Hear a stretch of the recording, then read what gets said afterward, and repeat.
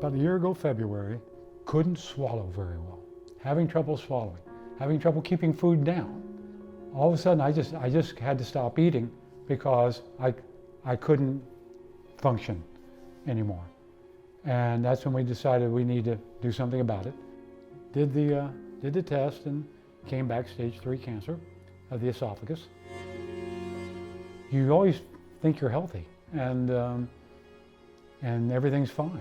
And then all of a sudden they lower that boom that you've got stage 3 cancer and you need to get it out now.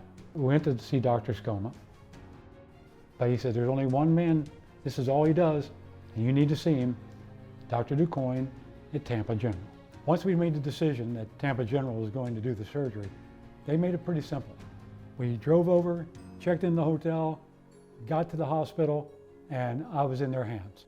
The peace of mind that Tampa General gave us was amazing in every aspect of it, in every single aspect of it.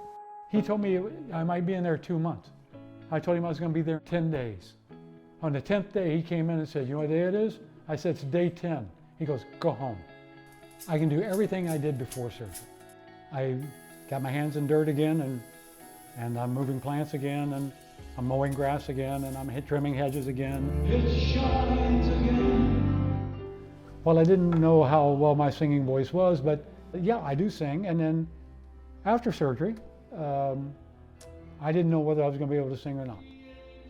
But the night of the show was 7 weeks after surgery, and it came out as good as I could hope. Lord, I know He's not my own. Dr. DuCoin's staff is marvelous.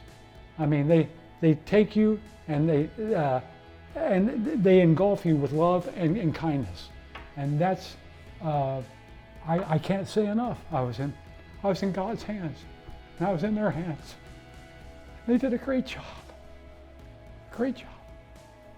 I owe my life to God, to Dr. DuCoin, and to Tampa General.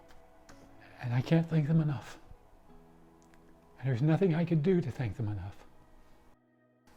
But I thank them for my life and giving me my life back.